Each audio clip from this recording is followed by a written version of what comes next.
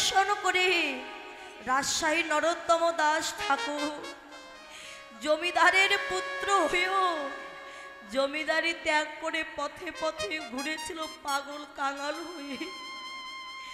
আমার সনাতন গোস্বামী, রূপ গোস্বামী, ভক্ত রঘুনাথ দাস গোস্বামী সকলেই পথের ভিখারি হয়েছিলে শুধু গৌরকে ভালোবেসে। এই যে রঘুনাথ দাস গোস্বামী শিশুকাল থেকে গৌরের প্রতি যে প্রেম ভালোবাসা, ঘরে থাকতে মন বসে না। জমিদারের পুত্র হয়ে জমিদারি ত্যাগ করে পথে পথে কাঙালের মতো ঘুরেছিল যে কোথায় গেলে পাবো আমার গৌর হরিণী কৃপা, কোথায় গেলে আমার ভক্তের কৃপা পাবো। রঘুনাথ দাস গোস্বামীর পিতামাতা দেখছে সন্তান তো আমার কৃষ্ণ ভক্ত হয়েছে, একটি মাত্র পুত্র আমার। এখন আমার ইচ্ছে যে আমার এই জমিদারি বিশাল সাম্রাজ্য আমার পুত্রকে দেব, কিন্তু আমার পুত্র তো সংসারেই থাকতে চাই না। তবে আমার সন্তান যদি চলে যায়, আমার একটি মাত্র পুত্র, আমি যে সন্তান হয়ে যাব। রঘুনাথ দাস গোস্বামীকে ঘরে ডাকতে গেলে একটি মাত্র উপায় আছে। কি উপায়? তাকে বিবাহ দিতে হবে। বিবাহ দেওয়ার পরে সংসার মায়ায় পড়ে যদি ঘরে থাকে, রঘুনাথ পিতামাতার চরণ জড়িয়ে ধরে বলেছিল, বাবা আমার মনে যে সংসারে থাকতে চাই না, তোমরা আমাকে সংসার মায়া জালে আবদ্ধ করো না, আমি এই বিষয়ে বাসনার মধ্যে থাকতে চাই না। বিষয় থাকিতে কৃষ্ণ প্রেম নাহি হয়, বিষয়ের দূরে কৃষ্ণ প্রেমে জানিব নিশ্চয়। কিন্তু শুনলেন না, জোর করে রঘুনাথকে বিবাহ দিলে। যে কন্যার সঙ্গে বিয়ে দিয়েছে তার নাম হচ্ছে সরোজ। বিবাহ হয়েছে, বিবাহের পরদিন বাসর রাত্রে সরোজ বসে আছে বাসর ঘরে, আর রঘুনাথ দাস তিনিও কিন্তু ওই বাসর ঘরে বসে অঝর ঝরায় নয়নের জলে বুক ভাসায় কাছে। একবার সরোজর বদন পানে চাইছে আর অঝর ঝরায় কাছে। সরোজ বললেন, স্বামী কি গো তুমি কাঁদছো কেন স্বামী? তবে কি আমাকে তোমার পছন্দ হয়নি? তোমার বিরুদ্ধে কি তোমায় বিবাহ দিয়েছে তাই তুমি কাঁদছো? সরোজ, এতে তোমার কোনো দোষ নেই সরোজ। আচ্ছা সরোজ, আমি তোমায় একটি কথা জানতে চাই, উত্তর জানতে চাই, দেবে উত্তর? বলো স্বামী। আচ্ছা তুমি যে এই ঘরে এসেছো আমার সাথে বিবাহ করে, বলো তো তুমি এই সংসারের কি হও? স্বামী, গুরুজনার বদনে শ্রবণ করেছি, যে ঘরে যে কন্যার বিবাহ হয় সেই গৃহের গৃহলক্ষ্মী হয়ে সে ভিতরে প্রবেশ করে। আমি এই ঘরের লক্ষ্মী। সরোজ, তুমি তো ঘরের লক্ষ্মী, তোমার সঙ্গে আমার বিবাহ হয়েছে, বলো তো তুমি আমার কে হও? স্বামী, গুরুজনার বদনে শুনেছি, যার সঙ্গে যে কন্যার বিবাহ হয় সেই কন্যা তার সহধর্মিণী হয়। সরোজ, আচ্ছা সহধর্মিণী যে বললে, সহধর্মিণীর কথার অর্থ বোঝো?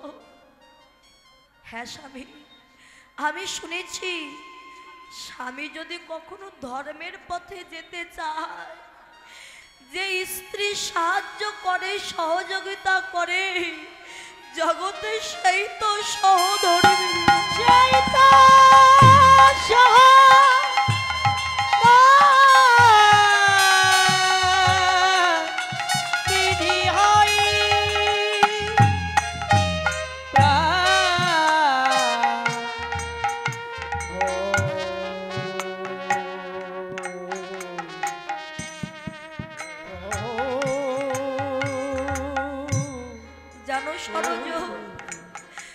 শিশুকাল থেকে আমি আমার গৌর গোবিন্দকে ভালোবেসেছি। আমি চেয়েছিলাম আমার গৌর হরির চরণে গিয়ে একদিন আমি কৃষ্ণ কৃপা লাভ করব, কিন্তু আমার বাবা মা শুনলো না, জোর করে তোমার সঙ্গে আমার বিবাহ দিয়ে দিয়েছে। এতে তোমার কোনো দোষ নেই সরজ। সরজ, একটু আগে না বললে তুমি আমার সহধর্মিনী? পারবে তুমি সরজ, পারবে তুমি আমার সহধর্মিনী হয়ে আমাকে ধর্মের পথে যেতে আমায় সাহায্য করবে? সরজ, আমি যদি ঘর ছেড়ে চলে যাই, তাই আমার বাবা এই ঘরের দুয়ারে কত দাড়ি দেখো নিযুক্ত করে রেখেছে, যাতে সবাই ঘুমিয়ে পড়লে যদি আমি চলে যাই, সরজ তোমার চরণ ধরে আমি নিবেদন করছি, মায়া জালে সংসার জালে তুমি আমায় বেঁধে রেখো না। আমায় যেতে হবে আমার গৌর হরির চরণে। ওমা, বিবাহের পরদিন রাত্রে যদি স্বামী বলে আমি ঘর ছেড়ে চলে যাব, কোনো স্ত্রী কি সহ্য করতে পারে? সরজ কাঁদতে কাঁদতে বললেন, স্বামী তুমি আজকে রাতটুকু অন্তত থেকে যাও, কালও সকাল হলে তুমি চলে যেও। না সরজ, আজকে রাত্রে যদি আমি ঘরে থাকি, এই সংসার মায়ায় আমি জড়িয়ে পড়ব, আমি আজ আর থাকতে পারব না। আমি জানি সরজ তুমি পারবে না, পারবে না আমায় বিদায় দিতে, তাই তুমি একথা বলছো। তুমি না চাইলে আমি যাব না। তোমার উপর নির্ভর করছে তোমার স্বামী ধর্মের পথে যাবে নাকি সংসারে থাকবে। সরজ বুকে পাষাণ চাপা রেখে কাঁদতে কাঁদতে বললেন, স্বামী তুমি না চাইলেও আমি তোমাকে ধর্মের পথে যেতে দিতাম। স্বামী আমি যে তোমার সহধর্মিনী, বলো তুমি কি চাও? সরজ যদি দিতে হয় তবে তুমি আমার হাত ধরে শুধু এই ঘর থেকে নয়, এই সংসার থেকে তুমি আমায় পথে নামায় দিয়ে এসো সরজ। আমি এই মায়ার সংসার পরিত্যাগ করে চলে যাব। সরজ স্বামীর হাত ধরে ঘরের দুয়ার খুলে দিয়ে দুইজন চলে যাচ্ছে। প্রহরীগণ দেখছে যে দুইজন একসাথে আছে, তাহলে আর চিন্তা না, এই চল আমরা গিয়ে ঘুমিয়ে পড়ি, দুইজন একসাথে আছে। কিন্তু তারা তো জানে না এই হলো রঘুনাথের শেষ বিদায়। স্বামীর হাত ধরে সংসার থেকে একেবারে যখন রাস্তায় এসে দাঁড়িয়েছে দুইজন, রঘুনাথ দাস যখন চলে যাচ্ছে, সরযোগী স্বামীর চরণ দুখানা জড়িয়ে ধরে কাঁদছে, স্বামী তুমি তো চলে যাচ্ছ, আর যদি কোনোদিন তোমার সঙ্গে আমার দেখা না হয়, যাওয়ার আগে তুমি আমাকে কি আশীর্বাদ দিয়ে যাও। বলো সরজ তুমি কি আশীর্বাদ চাও? যা চাইবে আমি তোমায় তাই দিয়ে যাব। স্বামী যাওয়ার আগে তুমি যে পাদুকার উপরে দাঁড়িয়ে আছো, ওই পাদুকা দুখানা একবারে আমার কাছে দাও। আমি ঘরে গিয়ে যত্ন করে তুলে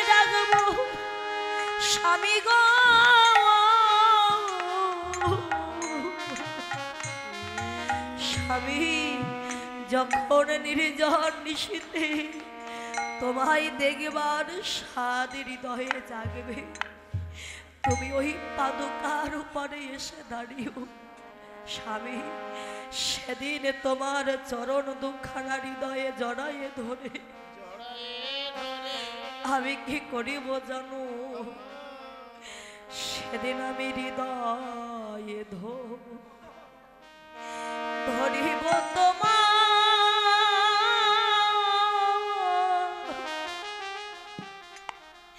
তোমারও দুটি চরণ গো।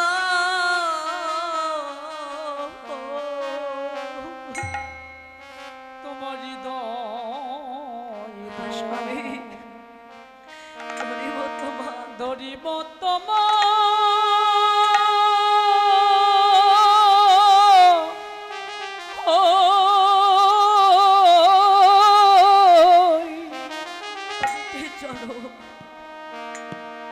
তোমারও দুটি স্বামী চরণ গো।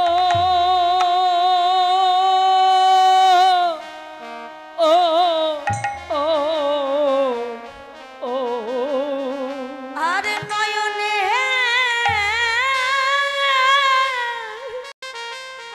হেরিব সদা তোমার সচাদ বদন গো।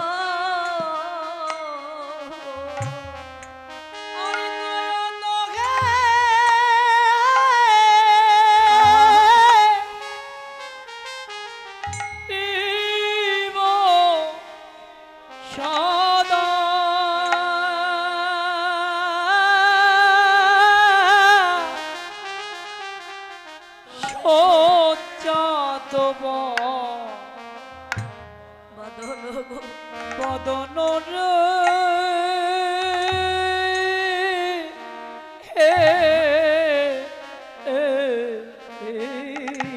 সেদিনে যেন চরণ ছাড়া আমায় করো না। সেদিনে যেন চরণ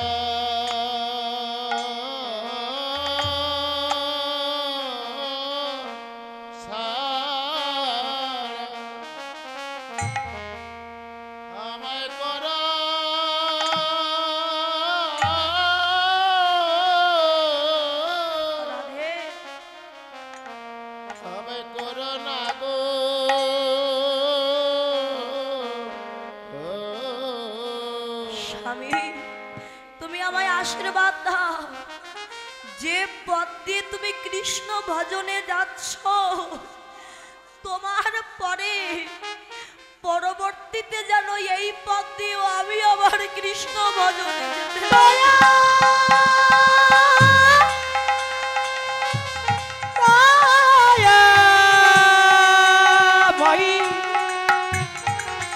ও গোয়া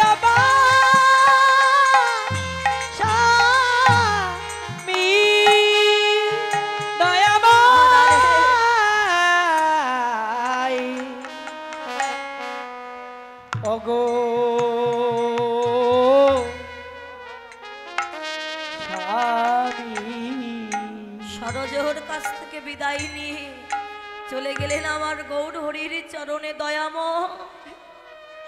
আমি সব ছেড়ে পিতার সাম্রাজ্য ফেলে আমি তোমার কাছে ছুটে এসেছি গৌর হরি। তুমি আমায় দীক্ষিত করো প্রভু, ওই তোমার স্বরূপ ভোলা মন্ত্রে আমায় দীক্ষা দাও, যাতে আমি আমার কৃষ্ণ কৃপা লাভ করতে পারি। রঘুনাথ, তুমি কি এ কাজ পারবে? তুমি তো জমিদারের ছেলে, সবার দ্বারা তো সব কাজ সম্ভব নয়। কেননা ভালো না খাইবে, ভালো না পড়িবে, ওই গাছতলা হবে তোমার সাপ। তুমি কি পারবে? গৌর হরি, এখান থেকে ঢাকা যেতে হয় কোন পথে আমি চিনি, কিন্তু গৌর হরি এখান থেকে আমি আমার কৃষ্ণ চরণে যাব কোন পথ দিয়ে, সেই পথের সন্ধান তো আমি জানি না। একবার দয়া করে বলে দাও স্বামী, একবার বলে বলে দাও আমি কোন পথে গেলে আমি তোমাকে যে পাবো। ওগো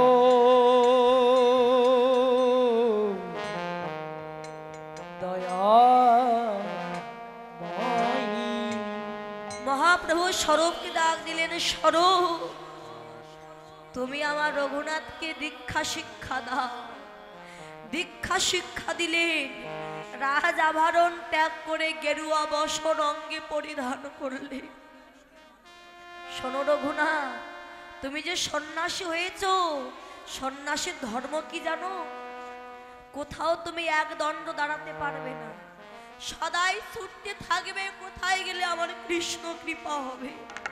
শোনো, দিনে একবার সেবা করবে, তবুও যদি তোমাকে কেউ কিছু দেয়, তারপরে যদি কেউ কিছু না দেয় তুমি সেবা করতে পারবে না। একবার সেবা করবে, তবু তোমার কৃষ্ণকে নিবেদন করে তুমি সেবা করবে। চলে গেলেন পুরীধামে, পাগলের মতো ছুটতে ছুটতে যাচ্ছে, কৃষ্ণ কৃপা কোথায় হবে। দেখতে পেলেন সেখানে পাণ্ডারা এমন হাজার হাজার ভক্ত বৈষ্ণব সেবা দিচ্ছে। সেবা দেওয়ার পরে তারা বাহিরে গিয়ে দেখে কোথাও কেউ অভুক্ত অবস্থায় আছে কিনা। রঘুনাথ দাস একটা বৃক্ষের নিচে দাঁড়িয়ে আছে। পাণ্ডারা গিয়ে বলছে, বাবাজি প্রসাদ পেয়েছো? না। প্রসাদ পাবে? হ্যাঁ। পাণ্ডারা এসে প্রসাদ দিয়েছে। প্রসাদ সেবা করলে এমনি ভাবে ৩-৪ দিন হয়ে গেল। ওই যেই প্রসাদ সেবা করবার সময় হয়, ওই গাছের নিচে গিয়ে চুপটি করে দাঁড়িয়ে থাকে। এই কথা ভেসে আসলো আমার মহাপ্রভুর কর্ণে।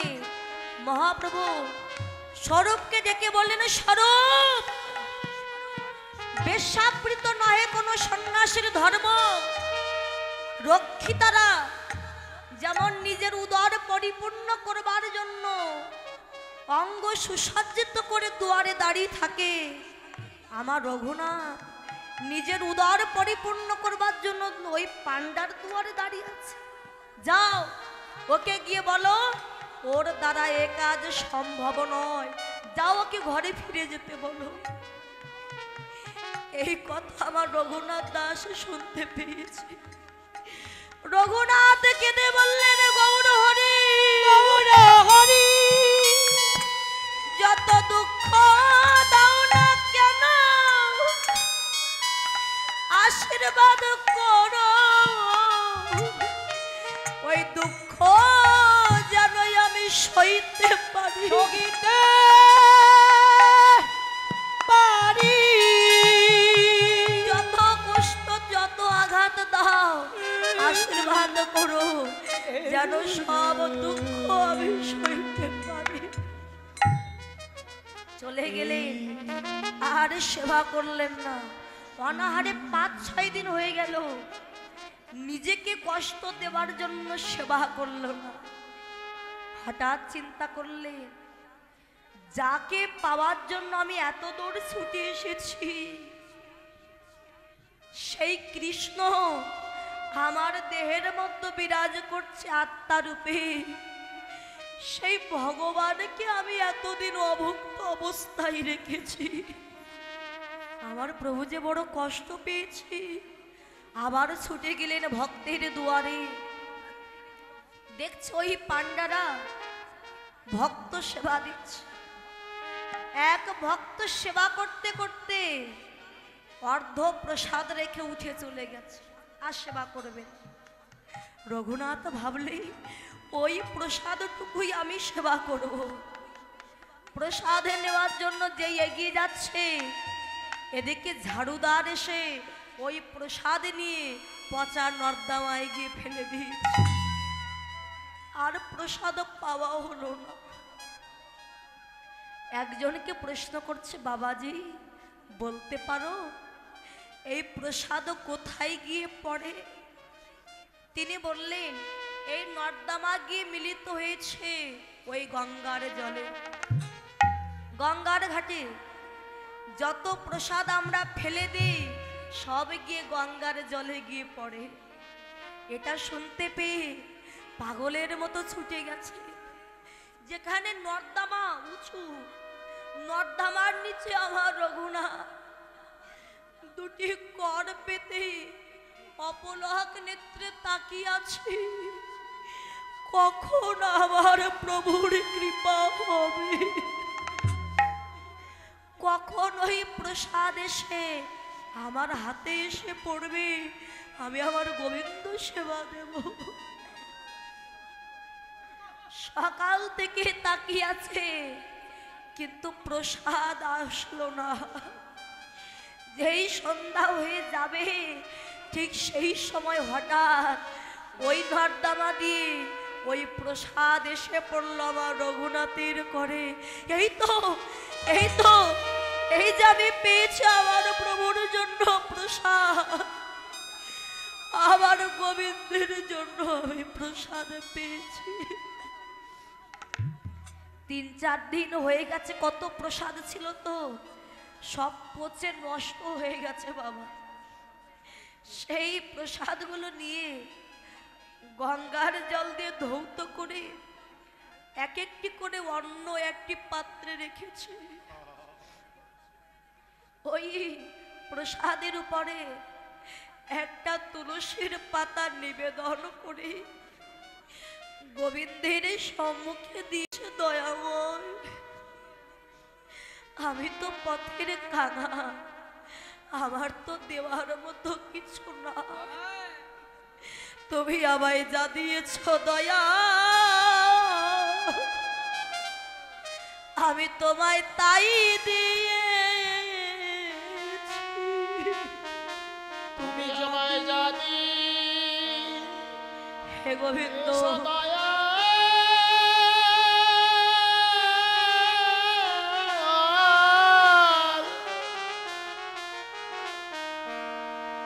আমি তাই দিয়ে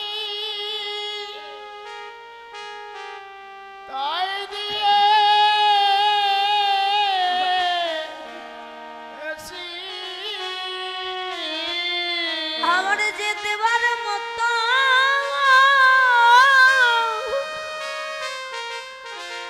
আরে কিছু না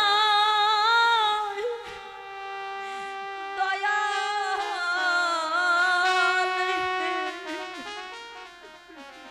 তুমি আমায় যা দিয়েছ আমি তোমায় তাই দিয়েছি।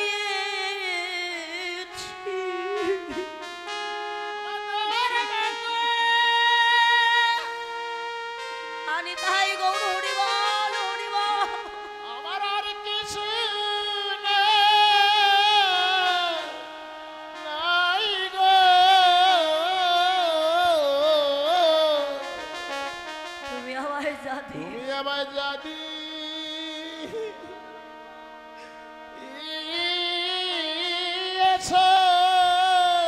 হে গোবিন্দ, আমি তাই দিয়েছি।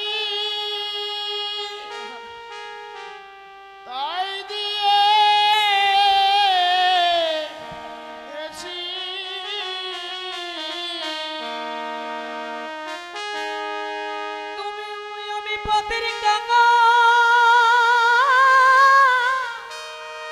দেবার মাতা আর কিছু নয় দয়া, তুমি আমায় যা দিয়েছ আমি তাই দিয়েছি।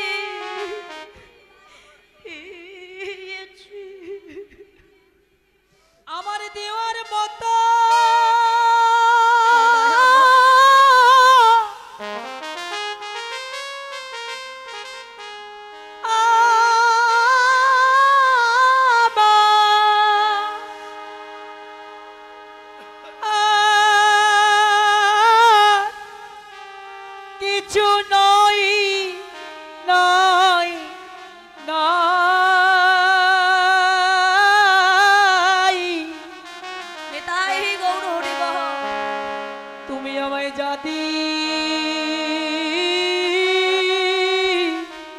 এছো, আমি তাই দিয়েছি। আমি তাই দি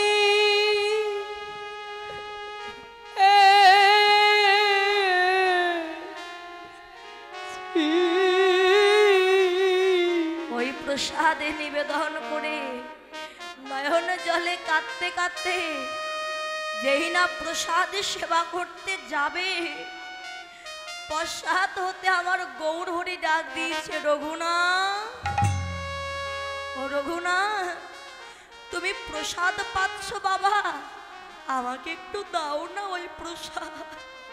না গৌর হরি, এই প্রসাদ আমি তোমায় দিতে পারবো না। না, এই যে সকলে জীবের উচ্ছিষ্ট প্রসাদ আমি দিতে পারবো না। রঘুনাথ, তুমি কি জানো না, আমি যখন সেবা করি সেটা শুধু প্রসাদ হয়, আর আমার ভক্ত যখন সেবা করে সেটা মহাপ্রসাদে পরিণত হয়। আমার জন্য নিবেদন করলে তুলসীর পাতা দিয়ে, আর আমায় দেবে না? না প্রভু, আমি তোমায় দিতে পারবো না। রঘুনাথ, তুমি এখনো আমায় চিনতে পারলে না। তুমি যাকে পাওয়ার জন্য এত দূর ছুটে এসেছ, একবার দিব্য দৃষ্টি দিয়ে চেয়ে দেখো আমি কে। দিব্য দৃষ্টি দিয়ে দেখতে পেলে আমার পদ্ম পলাশ লোচন গোবিন্দ দাঁড়াইয়ে আছে। রঘুনাথ ছুটে গিয়া ছাড়ে খেয়ে পড়েছে প্রভুর চরণে। চরণে দয়াময়, আমি যে তোমায় চিনতে পারিনি, দয়াময় কেঁদে কেঁদে বললেন, রঘুনাথ, তোমার ভক্তিতে, তোমার বিশ্বাসে প্রেম ভক্তি আমি সন্তুষ্ট হয়েছি ভক্ত। রঘুনাথ, বলো তুমি কি চাও? তুমি যাহা চাইবে আমি তোমার তাই দেব।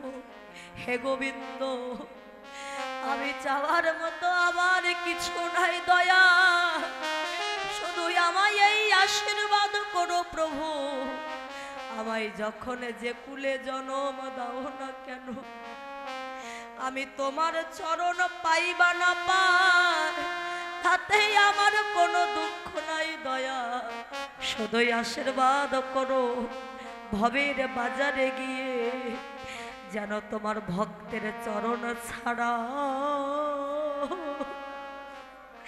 আমায় যেন করো,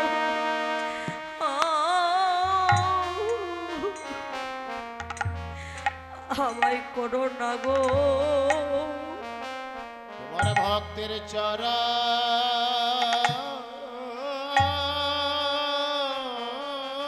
ছাড়া আমায় করো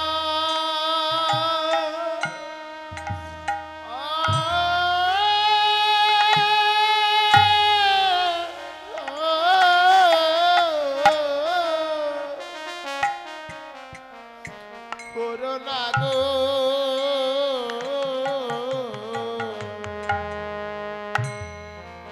আমার জনমে জনমে আমায় যে কুলে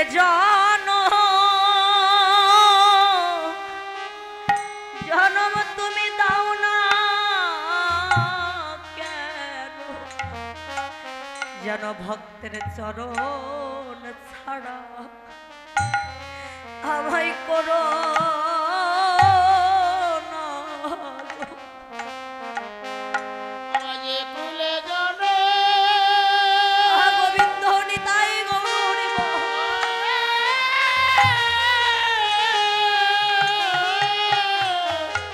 আমায় দাও না কেন, যে কুলে জনম দাও না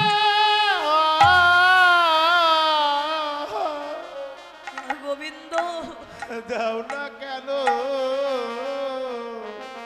যেন যেন তো ভক্তের চরণ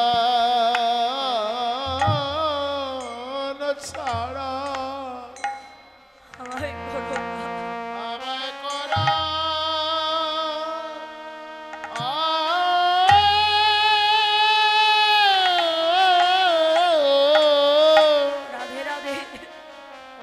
আমায় করো না গো। আমি যেন হা কৃষ্ণ বলে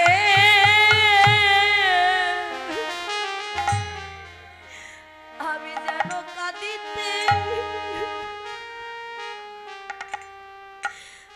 আমি কাঁদিতে পারি। হা কৃষ্ণ বলে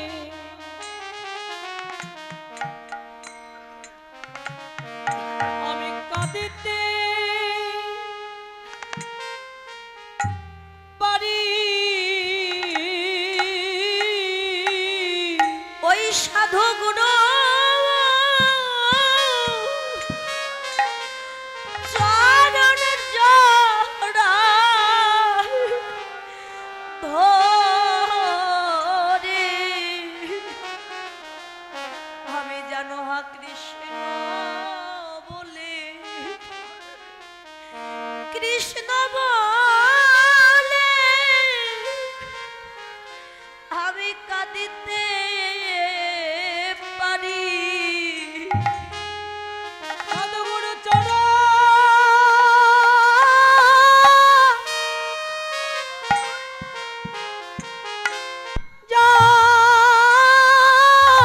জড়াই জড়াই ধরে আমি যেন কৃষ্ণ বলে কাঁদতে পারি। আমি কৃষ্ণ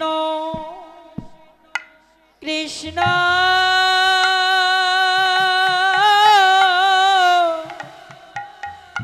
দয়া বলে কাঁদিতে কাঁদিতে পারি। আমি যেন ভক্ত সঙ্গ করিতে পারি। ভক্ত সঙ্গ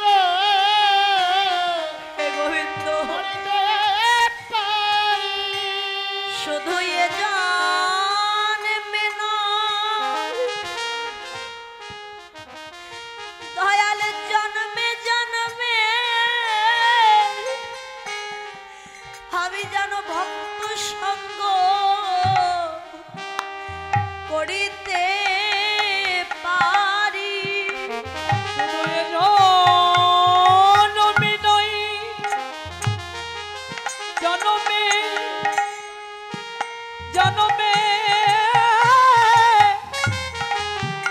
ভক্ত সঙ্গ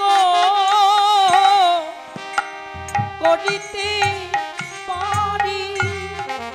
ওগো সাধু গুরু বৈষ্ণবের বাজারে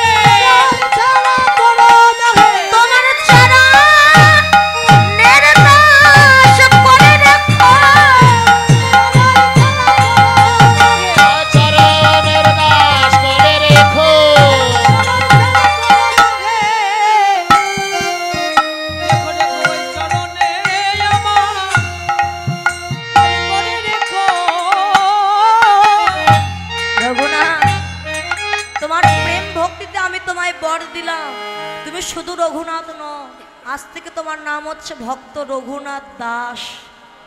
প্রভু, যখন দাস উপাধি তুমি আমায় দিলে, আশীর্বাদ করো জন্মে জন্মান্তরের জন্য তোমার চরণের দাস হয়ে আমি ভক্তের চরণের দাস হতে পারি। তোমার কৃপা হোক বা না হোক, ভক্তের চরণে যদি দাস হতে পারি, আর ভক্তের কৃপা হলে একদিন না একদিন আমি তোমার কৃপা লাভ করতে পারবো। ভগবান বললেন, আমার নাম করে যদি কোনো ভক্ত কেঁদে মরেও যায়, সে কোনোদিন আমার কৃপা পায় না। পায় কখন? যদি আগে সে আমার ভক্তের চরণের দাস হতে পারে। সাধুগুরু বৈষ্ণবের যদি কৃপা হয় তবেই সে আমার কৃপা লাভ করতে পারে, তার আগে নয়। আজকে নদিয়ার নাগরিক কাঞ্চনা বিষ্ণুপ্রিয়াকে বললেন, বিষ্ণুপ্রিয়া, আমার মনে হয় ওই রঘুনাথের মতো, ওই সনাতনের মতো তুইও বুঝি পথের ভিখারি হয়ে যাবে।